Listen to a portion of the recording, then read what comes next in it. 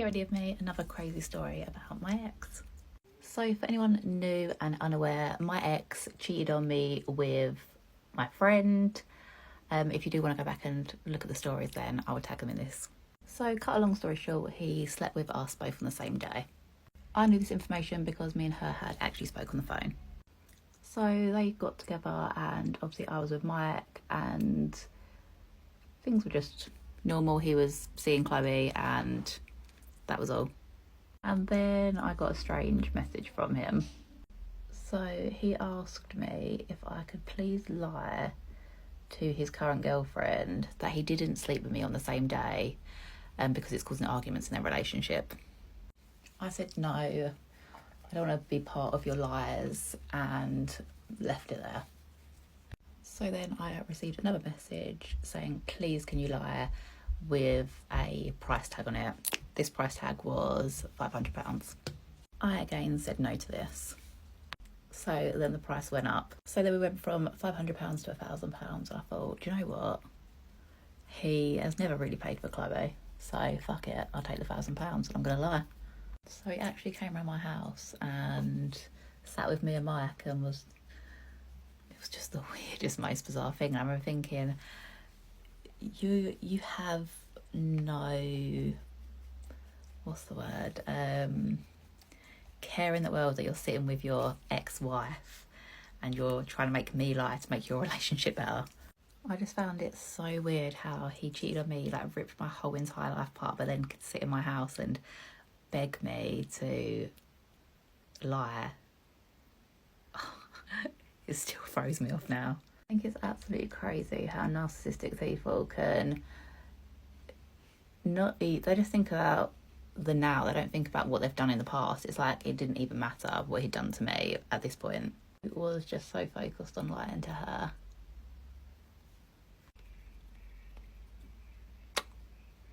Like, if he could do this to me and pay money off, like how many people did he pay off to not tell me that he was cheating on me? This is the finished look. I had a bit of a meltdown with what I'm wearing, but I hope you enjoyed the story. Okay guys, get ready with me while I tell you a story time when I got hit by a car on Washington Street. And for those who don't know what Washington Street is, it's basically a street full of like bars and like clubs and stuff here in Houston.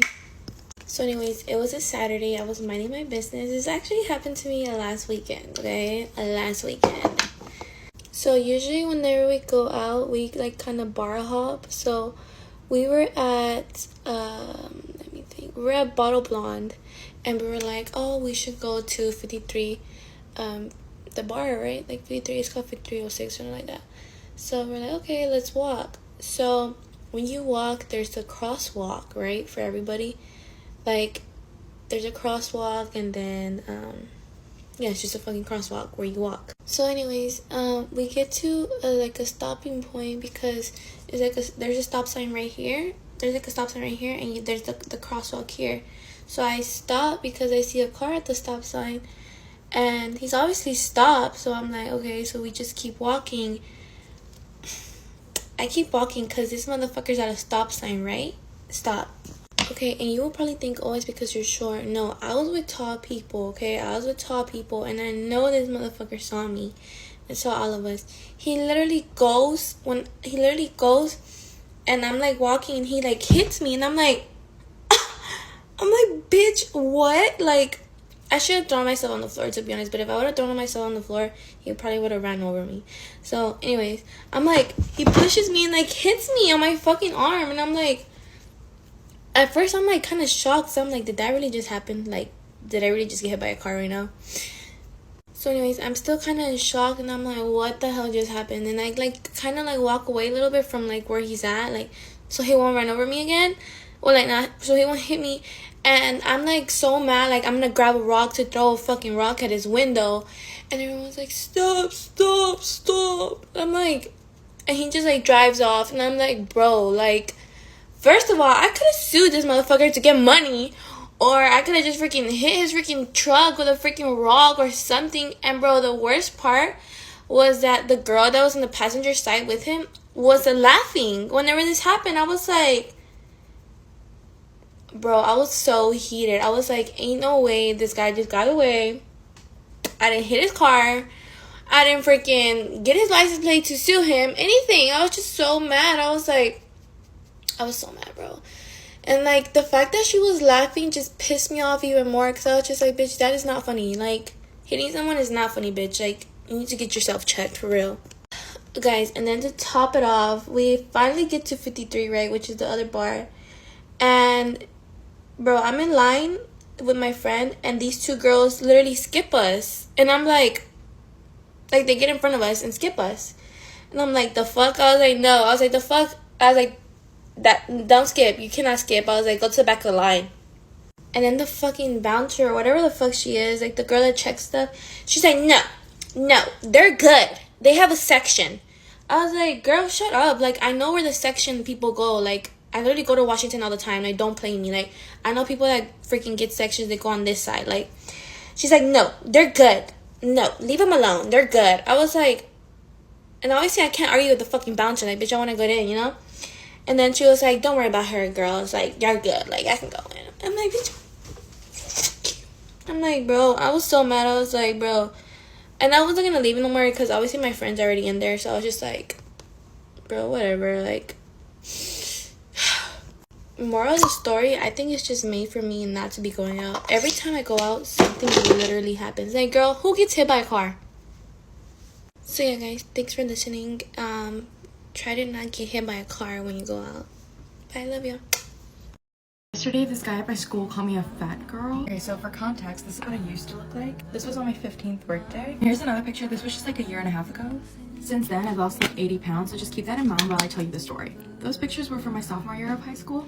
And so during my sophomore year, I had terrible taste in men. Like, more specifically, I had a crush on this guy named, let's call him Evan for now. Absolutely no respect for women. He had no sense of fashion. I still had a crush on him. I had like serious self-esteem issues. Like, I used to binge so hard. But a guy, regardless of how horrible he was, giving me attention was like all that I cared about. I don't really remember what happened, but I just stopped having a crush on him. Fast forward to yesterday. During lunch, I was just kind of walking around. Evan and his friends were like standing in the hallway. Basically, like Evan, his friends, and his brother like huddled together. Just about 5 guys. And when I walked by them, they all just kind of went quiet for a second. And one of Evan's friends like looked up and he was like, oh, is that the fat girl that used to like you? And like all 5 of the guys bursted out laughing. I just walked by like I didn't just hear them say that. See, this is what I mean when I say I can't wait to leave the school. Like, because I don't really want to be known as the girl who used to be fat. Whew. I'll see you guys later. Bye. Get ready with me. I'm going to be doing a full face of collection and telling you about my date night last night. So basically, we went in a few bars and stuff beforehand. San Carlo for dinner, obviously, but I said that in my other video. Like a pasta with chicken and prawns. Also got truffle fries, which had actual truffle on them, which apparently is mushroom. I didn't even know that. I didn't even have that much to drink. I had like a normal amount, and obviously I ate as well, so I wasn't drunk. Anyways, we got home about 12:30. And I genuinely wasn't drunk, like we were going to have another drink when we got home. Didn't, we ended up just going to bed. And I woke up at like 4 AM in like excruciating pain. Like really bad pain. Like if I could rate it on a scale of 1 to 10, I would probably say 8. 10's being like physically dying. Also, I'm not one to wake up at all. Like I'll sleep throughout the whole night and not budge. Like my covers will be in the exact same position as when I've gone to bed. Guys, look at this cream bronzer from Collection. How fancy is that? So yeah, I went to the bathroom. Bearing in mind, I'm in my boyfriend's house. Like I'm not at my house. So I went to the toilet, but then I just fully blacked out. Was like really dizzy. So I lay on the floor, literally like butt naked. This is so funny thinking about what I must have looked like. But obviously because I sat on the toilet and then went dizzy, like then when I would just lay on the floor like naked. But I fully couldn't see anything. Like I was I was in so much agony with my stomach. My eyesight was fully gone. I was dizzy. I had to lie down. Probably on the floor for like a good half an hour. I'm still to finish liquid blush wand. This is going to be so satisfying. Oh.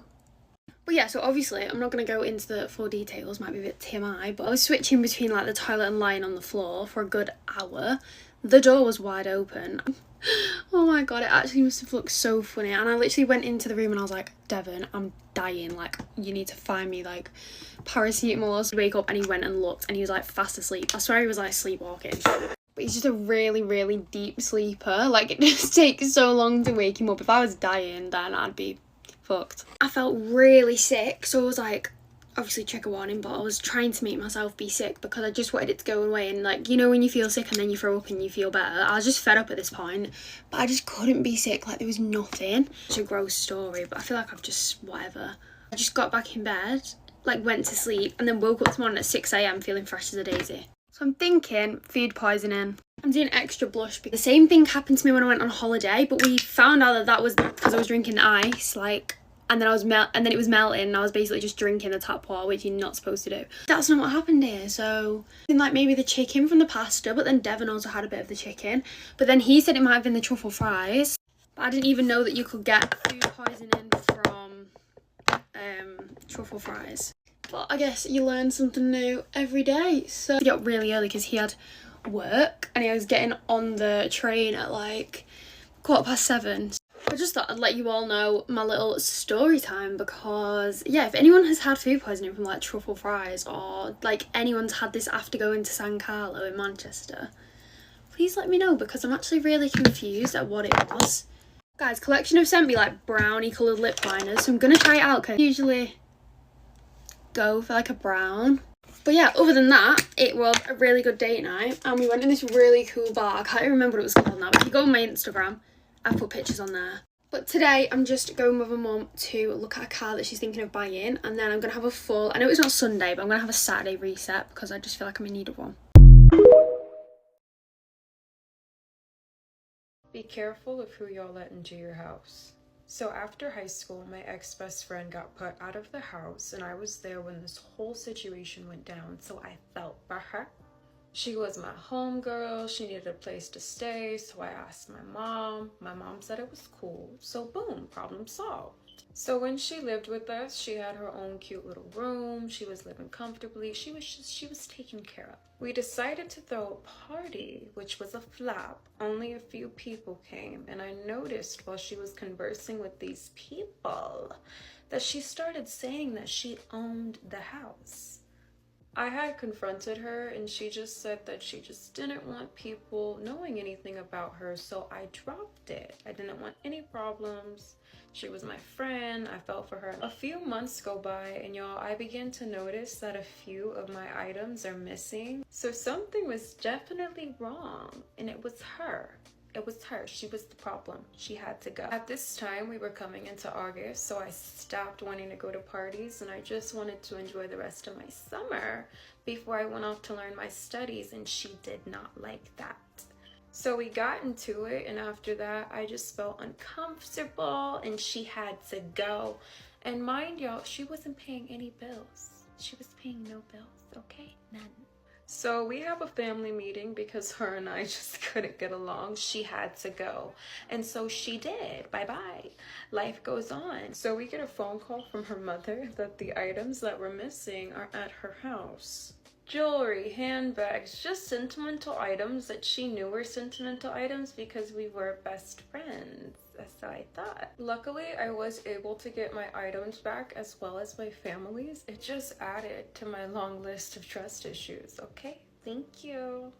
Okay guys, story time on me getting cheated on.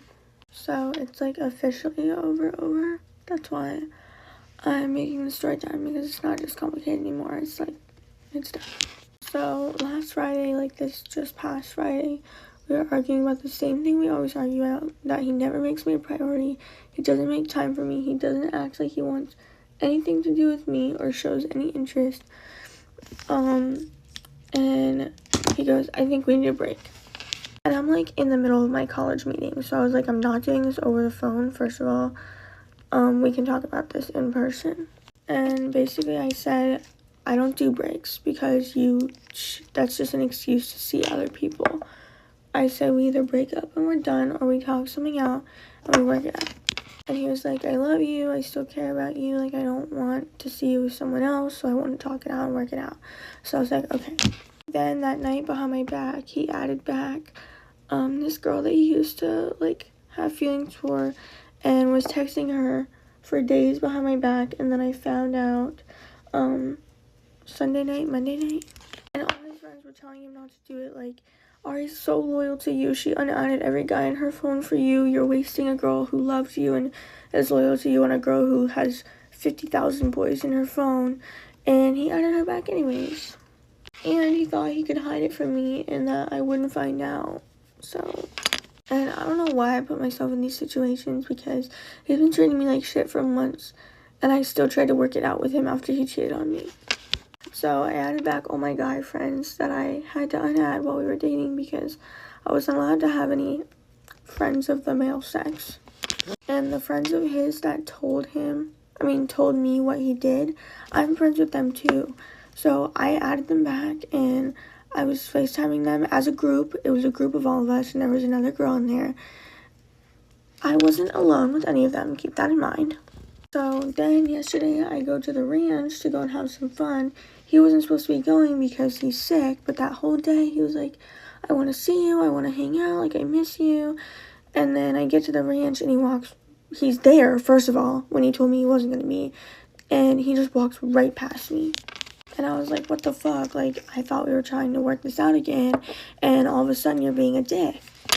Then he tells me that one of our mutual friends told him that I cheated on him. Like, I unadded absolutely every fucking guy from you. I unfollowed them all on Instagram.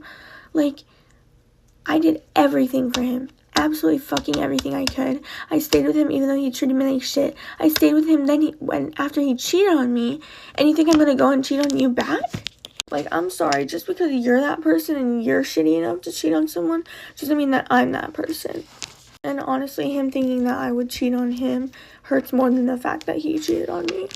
I even proved to him that I wasn't cheating, and he still was like, I just don't understand. Like, no matter what I do, I'm never good enough for anybody to want to do anything with me besides fuck. Like, nobody wants to tie my shoes and take me on cute sunset dates. They literally just want to have sex.